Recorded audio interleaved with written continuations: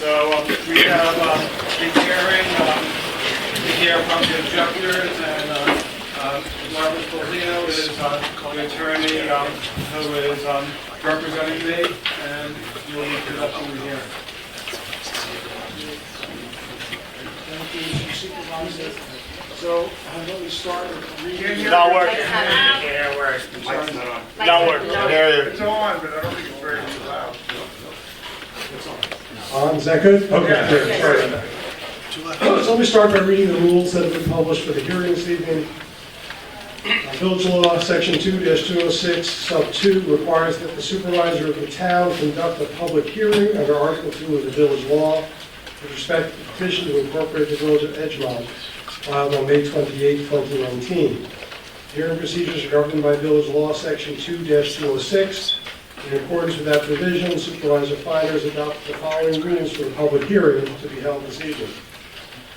1. Village Law Section 2-2061 provides that the purpose of the hearing is solely to hear objections as to the legal sufficiency of the petition for incorporation based upon the statute specified in Village Law Section 2-206, 1A through G.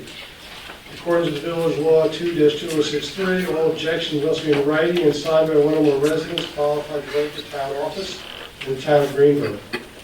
Anyone who wishes to object may do so by filing a written objection prior to the conclusion of the hearing. The objector does not have to testify.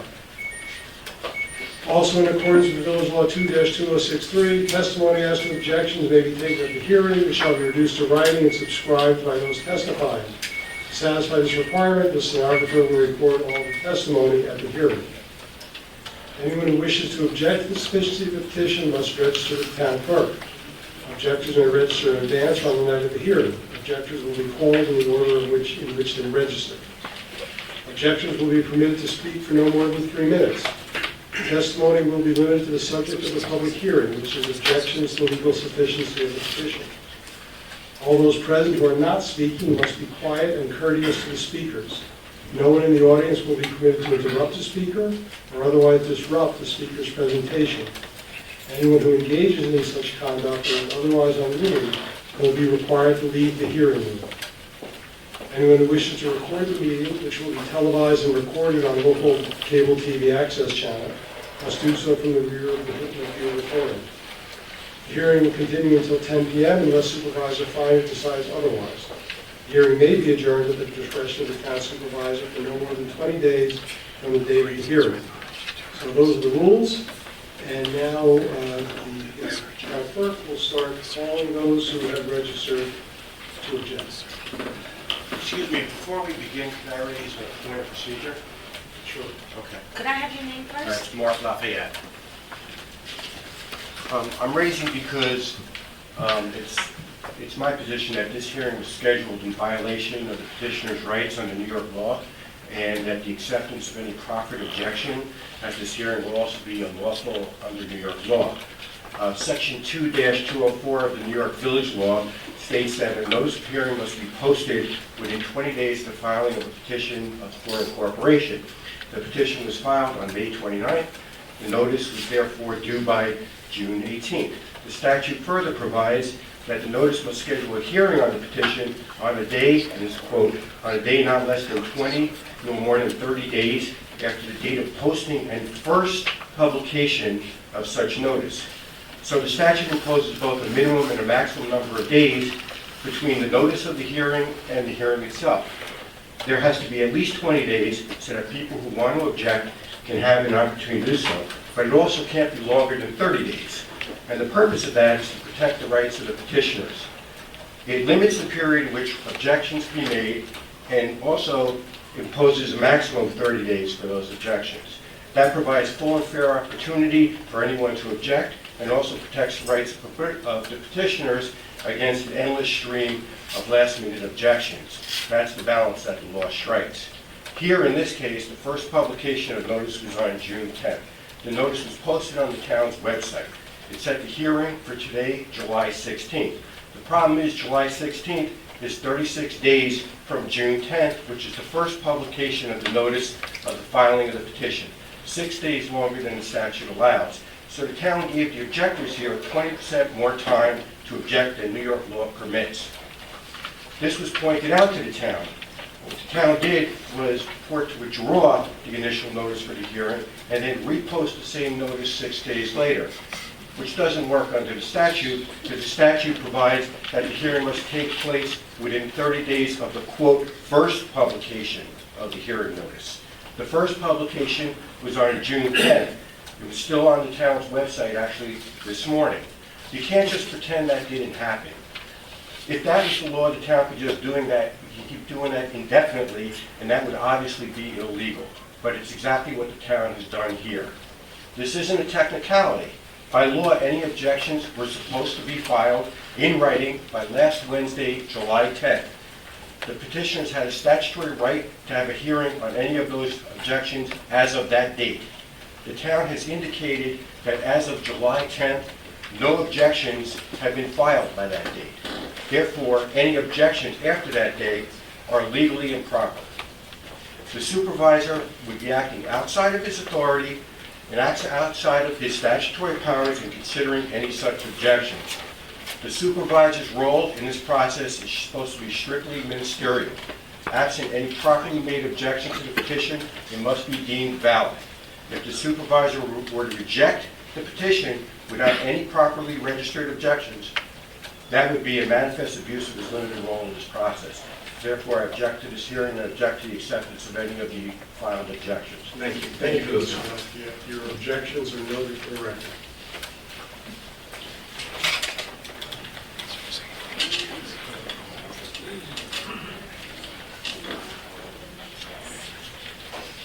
As of July 16th, at 9:12 a.m., the following objections or requests to speak as objectors were filed in the office of the town clerk.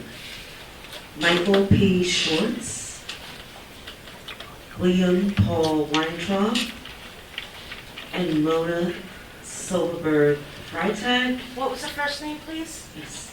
Michael P. Schwartz, SCHWARTZ, followed by William Paul Weintraub, WEINTRAUB, Mona Silverberg Freitag, and Martin Payson. So in the order that your names have been called, please come forward. Michael P. Schwartz. Thank you very much. My name is Michael Schwartz. I live at SCHWARTZ. I live at 15 Rock Hill Lane, Scarsdale, New York, 10583. I've been a resident of Greenberg, living in Edgemont for 27 years, and I'm registered to vote. I ask that the following documents be entered into the record. Document 1, an objection to the petition relating to the list of regular inhabitants.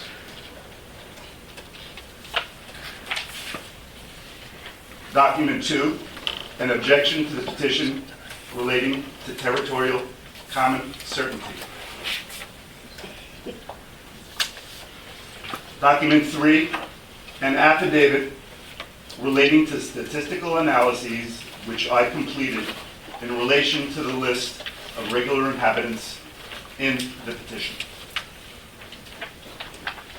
Document number 4, an affidavit relating to statistical analyses which I completed in relation to signatures in the petition. Number 5, an affidavit from Mr. Stephen J. Willard relating to territorial common certainty.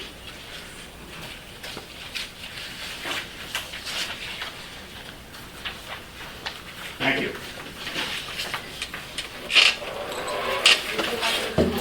Now, Yes, please. so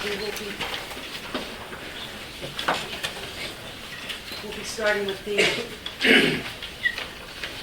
William Paul Weintraub. okay. You may want to make those D1 through 5.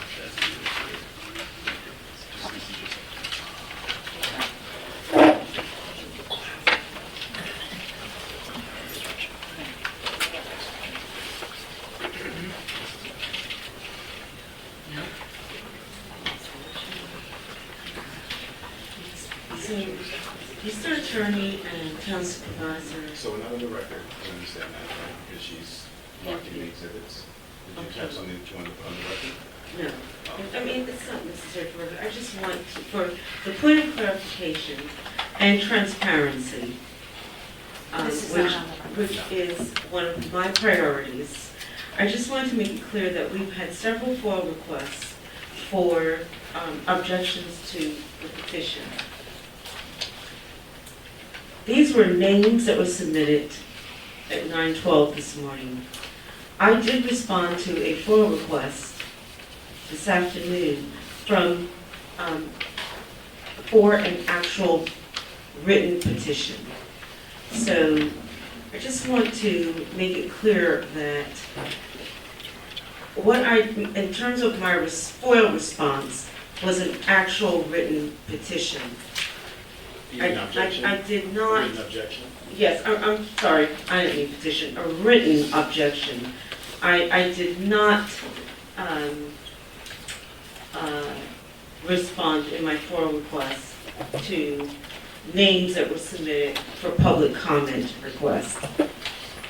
So I just want to make that clear that it was no intent to be dishonest.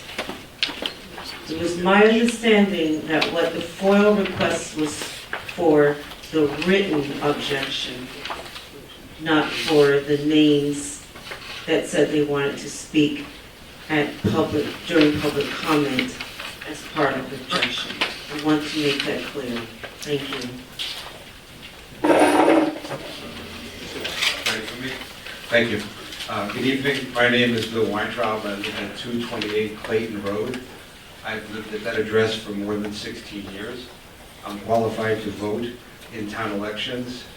I object to the petition on the grounds that it does not meet the requirements of village law. And my specific grounds are laid out in my written objection, which I would like to submit into evidence now.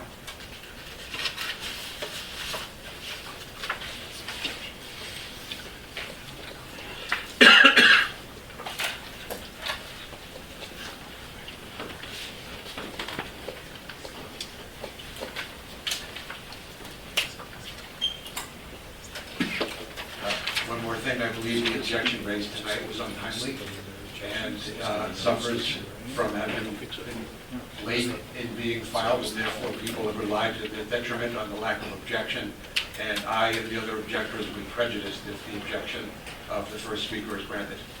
Thank you. Mona, Carson.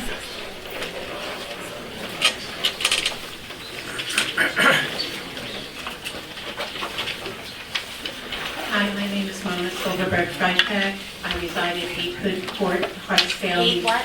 8 Hood Court, Hartsdale, New York. I have lived there for 23 years. I am eligible to vote in the town of Greenberg, and I object to the sufficiency of the petition based upon New York State Village Law, Section 2-202, 1A1, and I submit my objections.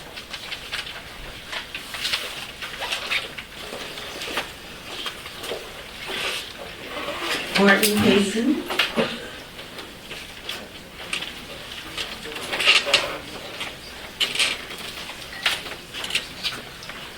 Good evening, Mr. Feiner. Right. Mr. Lewis, Get on the microphone. can you hear me? Get on the microphone. Get your microphone closer to the microphone. My name is Martin Payson. I'm a resident of the town of Greenberg and have been for over 39 years. My current address is 62 Landing Drive, Dobbs Ferry, New York. I am and have been a registered and qualified voter in the town for over 39 years. In accordance with the provisions of the village law, I am submitting an objection to the petition filed with the town to incorporate as a separate village of Edgemont. I'm handing this up now to the recorder. My objections are based on the fact that the petition is defective and does not comply with the requirements of village law. The information contained in those objections is ample and consists of evidence which has been in the public domain on the public website for over the last 2 years, available to anyone who did any small modicum of research.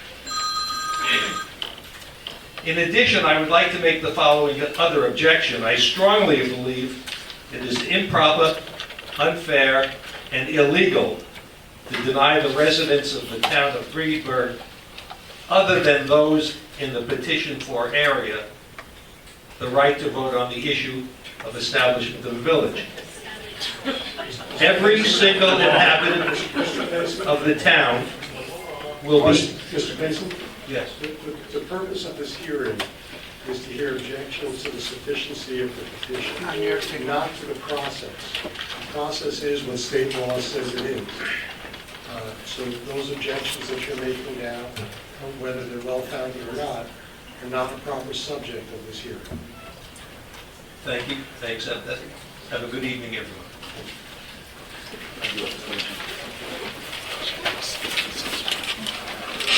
I have before me a statement of objection from Philip D. Chonigman, 22 Dunham Road, Hartsdale, New York, 10530. I'm going to try to read this within the 3-minute segment that is allowed.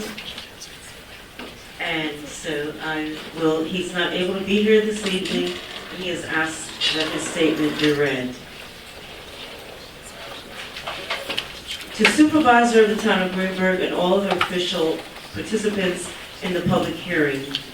My name is Philip D. Chonigman. I reside at 22 Dunham Road, Hartsdale. I'm a qualified voter for the Town of Greenberg in the Town of Greenberg. I write today to object to the sufficiency of the petition for Edgemont Incorporation, hereinafter referred to as Petition, and ask that my timely filled written objection be entered into the records as such with the stenographer of the public hearing. The petition for incorporation is required by New York State Village Law Section 2-2021C to include prior to the signature pages. 1. A description of such territory sufficient to identify the location and extent of such territory with common certainty, and which shall be in one of the following forms or a combination thereof. A through and C, in which I address below at one time.